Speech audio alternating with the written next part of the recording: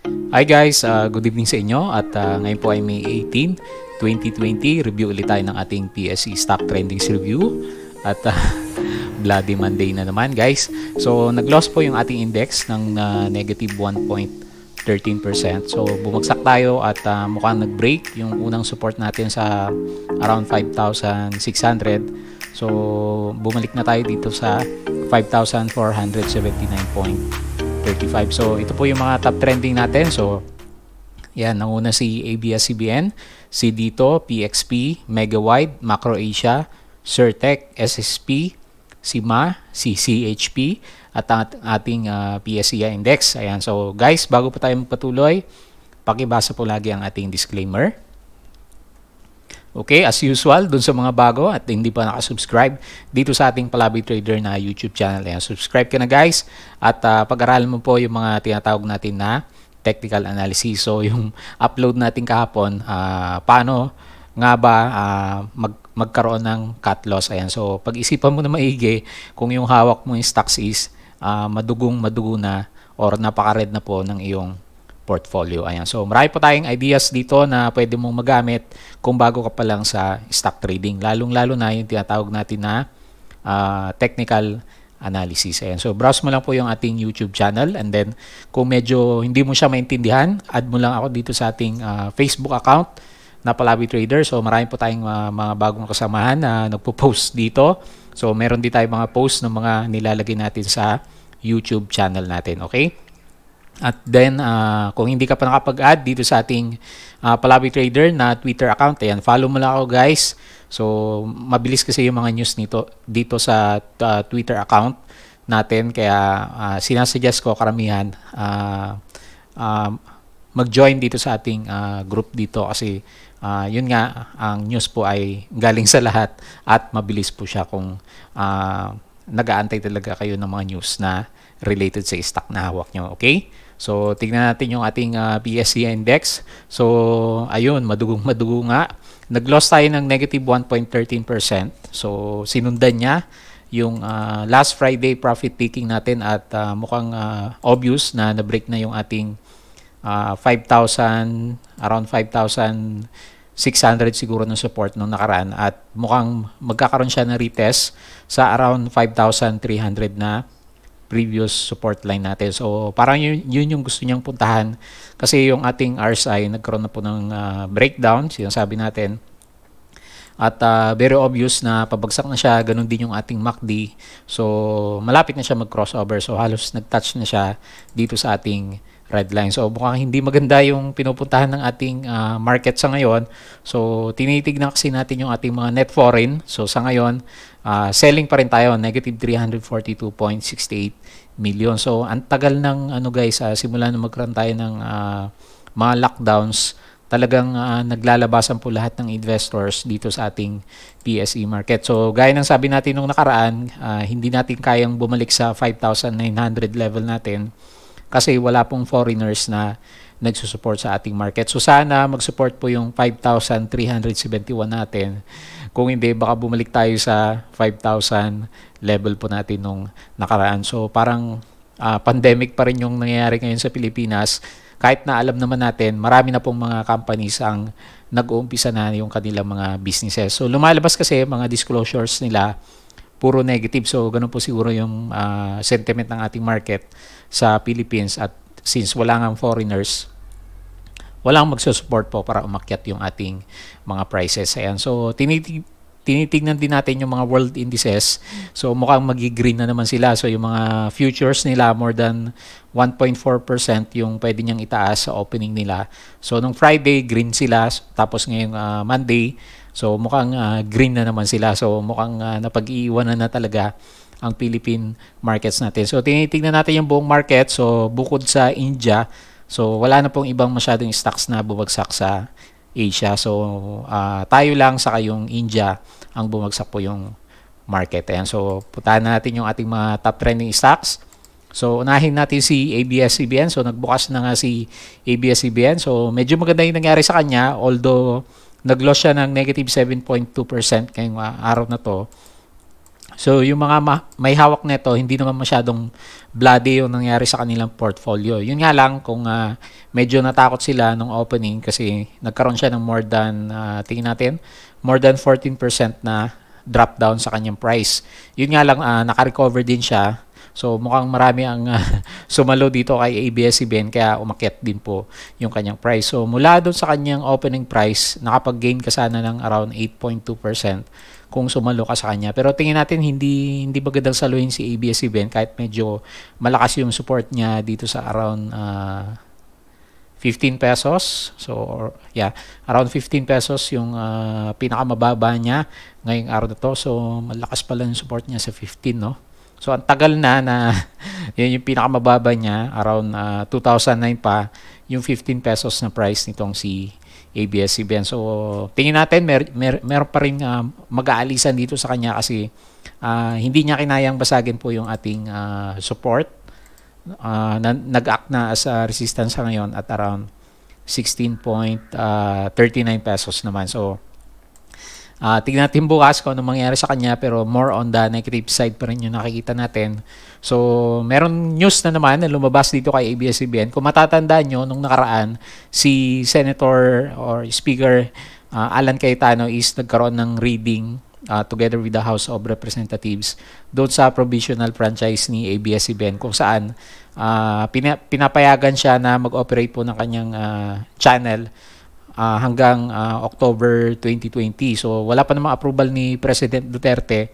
Tapos ang nangyari naman ngayon, nagkaroon siya ng recall sa approval ng provisional franchise ni ABS-CBN. So mukhang hindi pa rin final yung sinabi ni Alan Cayetano nung nakaraan na sabi niya inaprubahan na ng Congress natin or ng ating House of Representatives yung provisional franchise po ni ABS-CBN. So magkakaroon ulit sila ng hearing para naman daw mas madinig lahat ng side ng Congress kahit provisional pa lang yung pinag-uusapan dito kay ABS-CBN. So basahin nyo po, galing po kay Phil Star, itong news natin na to sa kanya.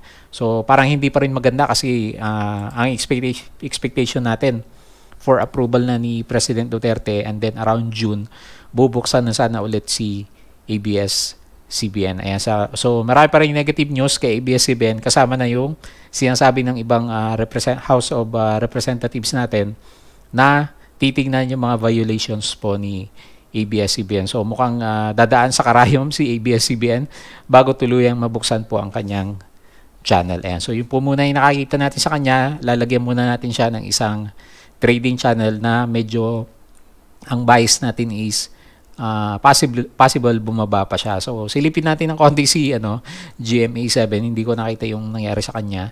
So ayan, bubalik na yung price ni GMA7, no? So mula sa kanyang opening nung nakaraan, so ang laki ng binagsak niya, no? More than 30%. So ayan, bumalik na ulit sa dati or nag-normalize na yung channel po ni GMA7. So tingnan natin kung ano magiging epekto niyan dito kay GMA for the coming few days kasi mukhang mahirapan pa rin kahit sa provisional franchise lang itong si ABS-CBN natin. So sana yung mga may hawak na nakulong nung nakaraan, nakalabas na kayo kasi mukhang madugo yung pwedeng mangyari dito kay ABS-CBN. Ayan. So next po natin si dito. So mukhang maganda yung nangyari kay dito. So nakita natin umabot pa siya ng 2.25.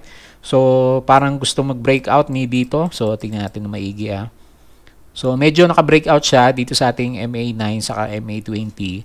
So mukhang magandang pangitain to sa kanya kasi kung magdodrawing ka ng trend lines, medyo nabasag niya yung kanyang pagka-downtrend nung nakaraan. So sabi natin sa kanya, magiging bullish ulit tayo sa kanya kung mabibreak niya yung ating descending triangle na dinodrawing, which is mukhang kinaya naman niya ngayong araw to. So makikita nyo naman for the last 2 days, mukhang nagkaroon ng konting accumulation sa price ni dito. So ang maganda sa kanya, yung lagi nating sinasabi, yung RSI, nag-stay sa above RSI 50. Although yung MACD, so nahirapan pa rin bumalik sa kanyang sa taas po ng ating red line kasi yung blue line nasa baba po ng ating red line. Maganda pa rin siya kahit papano kasi yung RSI is nasa bullish level. So kung may volume pa rin bukas itong si dito natin, kung halimbawa wala pa rin stock na magtaasan, baka dito pa rin magpuntahan yung mga traders natin kasi kahit papaano meron siyang magandang breakout or momentum po sa kanya. So, pwede nating ibalik yung kanyang trading channel nung nakaraan. So, magiging support natin is around, tingnan natin around 2 pesos, and then ang trading range niya is up to 2.4 siguro. Ayan. So, medyo malaki yung upside mo sa kanya kung magtutuloy-tuloy po yung volume na pwedeng pumasok dito natin. So, yun muna yung nakikita natin sa kanya. So, nasa loob pa rin naman siya ng kanyang malaking trading channel. Ayan. So, punta natin si PXP. So, nag-upsurge itong si PXP natin. So, medyo maganda yung nangyari sa kanya. So, technically, pinasok po siya ng mga traders kasi halos lahat po ng blue chips is bagsak. So, wala tayong ibang mapuntahan. So, pinag-uusapan ngayon itong si PXP natin sa ngayon kasi laki po ng gain niya. Positive 16.09%. So, congrats po dun sa mga sumalo sa kanya kasi ang ganda po nang nangyari sa kanya. So, ang dami niyang resistance na na-break. So, malakas siguro around 4.7 nung nakaraan at medyo malakas po yung volume na pumasok sa kanya. So mukhang may intention na umangat pa ng ilang days itong si PXP natin kasi malapit na sa oversold yung kanyang RSI. No? So nagtuloy na umakyat siya. So yung technicals natin, maganda yung RSI, maganda yung kanyang MACD kasi yung blue line nasa taas pa rin ng ating red line. So ang dali nilang pinalampas or pinakyat yung price ni PXP. So, hanapin natin yung kanyang next na resistance. So, ang next na resistance mo is dito na sa 5.95 pesos. Ayan, kung hawak mo siya, so, yan yung possible na next na pwedeng basagin po ni PXP. So, sana medyo maganda pa rin yung volume niya. At tingin natin, kakayanin niyang basagin siguro around or pumunta siguro sa around 6 pesos naman kung medyo malakas talaga yung momentum sa kanya. So, ang gagawin natin support is dito sa previous candle natin na meron siyang breakout din at around 4.87 naman. Ayan. So, pwede mong sukatin yung reward mo sa kanya. Kung medyo late ka na nakapasok, around 11% and then 8% na risk naman po sa kanya. So, maganda yung pinakita niya. So, technicals lang naman yung pinag-uusapan natin at yun po yung nakikita natin dito kay PXP. Ayan. So, next po natin si Megawide. So, pinapanood ko kanina to si Megawide. Mukhang nag-breakdown na. So, nagtuloy-tuloy na yung pag-breakdown ng price ni Megawide. So, negative talaga ang sentiment, no? Nag-breakdown po siya, negative 10.44%. So, ang laki din, no? So, kung medyo naging stricto ka nung last Friday, so, nagkaroon na siya ng breakdown at around 5.9. So, hindi na rin niya kinaya, no? So, nung ma-break niya yung pinakahuling support niya at 5.5 siguro, nagtuloy-tuloy na po yung pagbagsak nitong si M-White natin. So, tignan natin sa 5-minute chart kung anong makikita natin sa kanya. So, ang lalaki pala. Grabe, tignan mo guys. So, nung mag-breakdown ng price itong si Megawide natin, kita mo naman yung mga volume.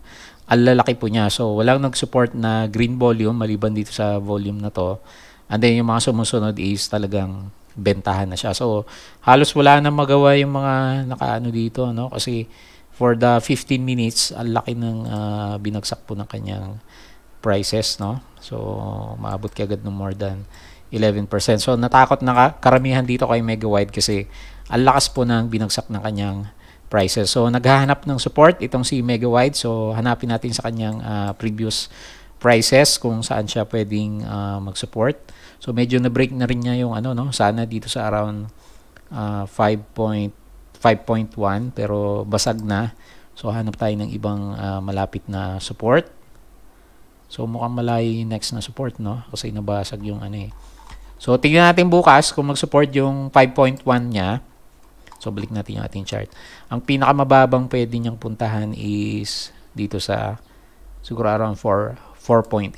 Ayan. So, yun pwede nating ilagay na support sa kanya. 4.8 to 4.9. Pero yung bias natin dito kay Megawide, although nilagay natin yung support sa around 4.8, sabi natin doon, nakita natin na resistance or support line niya. So, medyo malapit na rin pala sa current price niya eh. So, nag-expect tayo guys, meron pa rin kahit papano, meron pa rin downward move dito kay Megawide kasi medyo malaki po yung volume at pumasok na siya dito sa below RSI 30. So minsan kasi pag medyo nababasag yung RSI 30 natin, lumalagapak pa siya ng konti dito sa RSI level natin. So sana nakapag-cut loss ka na. So yung mga pinag-uusapan natin kahapon dun sa vlog natin. So gawin mong reference yung trend lines na nagugit natin sa kanya. So kung gusto mong pumasok sa kanya, sana mabasag niyo muna itong descending trend lines na pwede nating makita sa kanya bago ka pumasok sa kanya para magkaroon siya ng medyo maganda-gandang reversal. So more on the downside pa rin yung nakikita natin kay Mega White kasi yun po yung sinasabi ng ating price action. So pababa yung RSI, pababa yung MACD, malaki yung volume, and then malaki po yung selling volume ni Mega White. So sana magkaroon na siya ng Dow G bukas para mabuhayin naman ng loob kung sino man yung mga kasama natin na naiwan pa rin dito kay Mega White natin. Okay? So next po natin si Macro Asia. Kaya nga guys, kaya ginawa natin yung vlog natin kahapon kasi nag-anticipate na tayo na maraming stocks na magbi-break po sa kanilang support. Yung part 2, ini-edit ko pa. So kapag natapos ko po, i-upload ko din para, kasi nilagay ko po doon yung mga strategies na pwede mong gamitin pag nagka-cut loss ka sa mga stocks na hawak mo po. Okay? So tuloy natin. Punta tayo dito kay Macro Asia. So kagaya ni Mega White, so nag-breakdown na rin siya at yung RSI is nasa oversold level na. Ayan, so tama na ako, no? Overbought sa taas, oversold naman dito sa baba. So hindi maganda kasi nag-breakdown na po yung MACD, yung red line, blue line nasa baba ng ating red line, yung RSI nasa baba ng ating oversold na level at kitang-kita mo naman sa price action po ni Macro Asia. So sana nakapag-cut loss ka na. Break na break po yung kanyang support area. So hanap tayo ng next support ni Macro Asia. So ang pinakamalapit sa current price niya pala yung medyo malakas sana na support sa kanya pero baka magkaroon ulit siya ng kasi yung candle hindi pa rin maganda So yung current price sasabihin natin magandang support sana sa ngayon. Kaso yung candle is bearish candle. So, medyo malaki. Wala kang tail na makita sa kanya. So, ibig sabihin, puro sellers po yung nandyan sa loob. So, baka umabot tayo ulit dito sa 3 pesos dito kay Macro Asia. So, wala pa rin kasi yung good news niya about dun sa mga pagiging concessionaire niya sa mga airports kasi naka-lockdown pa nga rin po yung ating Metro Manila. At sabi natin, yung mga flights na meron naman, kaso bihira lang siya at hindi siya yung mga commercial flights na normal na nangyari sa atin. Ayan. So mag-wait ka din sa kanya ng descending trend lines. Bumili ka lang sa kanya pag na-break niya po yung prices na yan. So kung yung price mo is nasa taas na ng ating descending trend line. So sa ngayon, ingat muna dito kay Macro Asia. So laki negative 10% din yung nangyari sa kanya. So ang dami talagang stocks na no? Grabe yung pagbagsak. So, parang mas lalo pa siyang bumagsak sa ngayon kumpara po nung nagkaroon tayo ng lockdown or yung kasagsagan po ng ating pandemic. So, itong si Tech mukhang binubuhay no kasi kanina nasilip natin si SSP, Semicon Company, medyo umangat siya. So, baka biglang binabantayan din itong si Sir Tech natin kasi nabubuhay na naman siya dito sa mga pinag-uusapan sa ating stock trendings review natin. So, maglagay lang tayo sa kanya isang malaking trading channel kasi nasa baba pa rin naman siya ng ating ascending trend lines na ginuhit nung nakaraan. Pero kung magdodrawing ka naman sa kanya, kung meron siyang breakout ng price, medyo kung stricto ka, medyo hindi pa siya nakakalabas dito sa ating descending triangle na binuo natin nung nakaraan. So, ilagay natin yung support, 7.89. So, medyo malapit na siguro mag-decide si Sir Tech. Wala pa rin siyang volume. So, sana magkaroon na siya ng volume, no? Para maka-breakout na siya dito sa ating descending trend line. So, ngayon, yung RSI, so, maganda pa rin naman, above 50, kaya lang yung MACD, very obvious na nasa downtrending na siya. So, unless magkaroon siya ng volume for the coming few days at maka-break dito sa ating descending trend lines, baka bumagsak din itong RSI ni Sir Tech. Ayan. So, naghahanap na talaga siya ng support. So, although ngayon, nag-gain naman siya 0.49%. So, balikan natin itong si SSP. So, ganda nangyari kay SSP, no? After niya magkaroon ng tuloy-tuloy na downtrend. So, kasi kung maguguhit ka dito sa previous peak niya, So, naka-break na siya ngayong araw na to. So, ang laki din, 9.57%. So, parang may magandang earnings itong si SSP. So, yun. Ito siguro yung catalyst niya, guys. So, kung titignan mo, nag-gain siya ng laki, 623.99%. So, ito yung catalyst po ni SSP. Kaya po siya umakyat ngayong araw na to. So, may gain siya na 92.23 million with a revenue of 4 billion. So, yun pala. Fundamentally, maganda itong si SSP. Kaya, pinasok po siya ng ating mga traders. So, ang ganda po ng kanyang breakout. Naka-breakout dito sa ating ascending trend lines yung nakaraan at dito naman sa ating descending trend lines. So, sa ngayon, itataas na natin yung kanyang resistance sa 1.35 at ang support level mo is dito sa 1.11 peso. So, tingnan natin for the coming few days kung ma-break ni SSP yung kanyang triple top. So, parang meron siyang triple top na ginawa nung nakaraan, no? So, kung iakit ko itong resistance mo dito, so may high ka dito, and then another high dito. So, medyo malakas na resistance yung pwedeng basagin or puntahan nitong si SSP. So, ilagay muna natin yung kanyang resistance sa around siguro 1.36 kasi nandito yung body nung previous high natin sa kanya na pinakamalapit naman. Ayan. So, medyo maganda din kasi sabi nga natin, basta yung RSI is above 50 at pointing upward siya, kahit medyo down po yung ating MACD, meron siyang bounce na pwedeng mangyari. So, kaya nga lang, sabi natin, mas maganda pag lahat po ng indicators, kagaya ng MACD, RSI, price, saka volume is nag-combine. So, mas malakas po yung chances na umakyat yung kanyang prices. So, next pa natin si Ma. So, as usual, pag wala pong trading na makita sa ating mga blue chips, itong si Ma is nilalaro po siya. So, nandito na siya. So, meron din siyang triple top. Tingnan natin kung makabreak itong si Ma for the coming few days. Kasi technically, guys, kung titignan mo lang naman yung nangyari sa kanya, so medyo invalidated yung ating double top. So, may top ka dito, may second top. Kasi nagtatry na siya mag-break ulit dito sa ating taas. So, tingnan natin bukas kung kakayanin niya. So, ilagay natin muna yung support sa 2.61 at ang current resistance.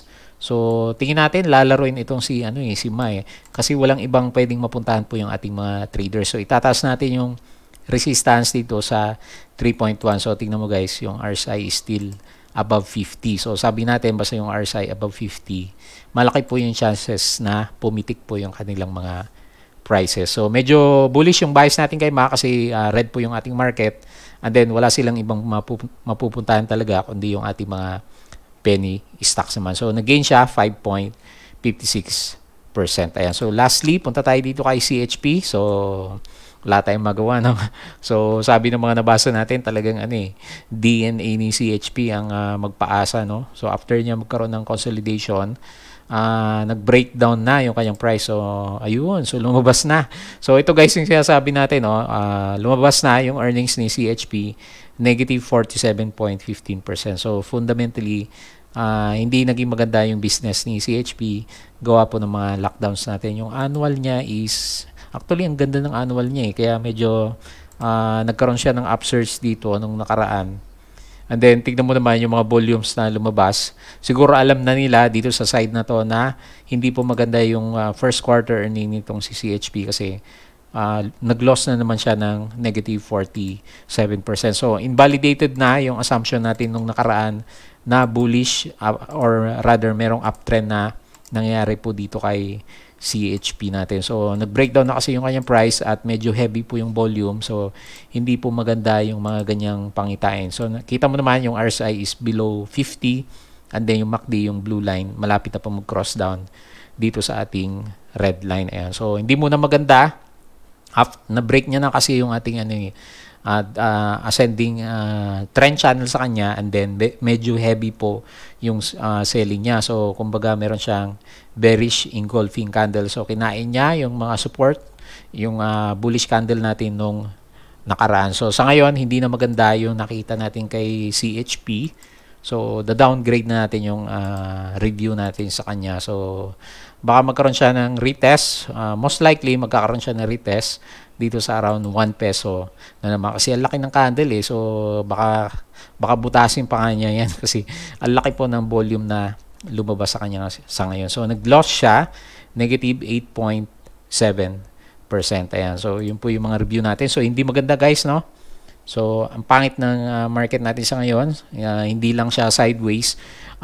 Malaki pa yung chances na magkaroon siya ng downtrend kasi wala pong foreigners na nagsusupport dito sa ating market. So, hindi natin alam kung kasama pa rin dito yung sentiment kay ABS-CBN kasi nga nirecall, imbis na pipirmahan na lang ni President Duterte yung kanyang provisional franchise, nirecall na naman ng ating Kongreso. Ang daming delay na nangyayari po, provisional na nga lang yung pinag-uusapan natin sa kanya. So, hindi maganda yung pangitain, although yung globally, yung US indices natin is maganda. So, local sentiment naman dito sa ating market is hindi po maganda kasi wala po yung mga foreigners. Kaya nga gumawa, sabi ko nga gumawa tayo ng video about doon sa cut loss. Kasi nag-expect tayo baka magkaroon pa ng retest, medyo mas mababa pa sa 5,300 level po natin. So, yun lang guys. Don't forget to subscribe dito sa ating Palaboy Trader na YouTube channel. So, para updated ka lagi dito sa ating mga reviews at yung mga learnings na ibabahagi ko po dun sa mga bago nating kasama. And then add mo lang ako dito sa aking Palaboy Trader na Facebook account.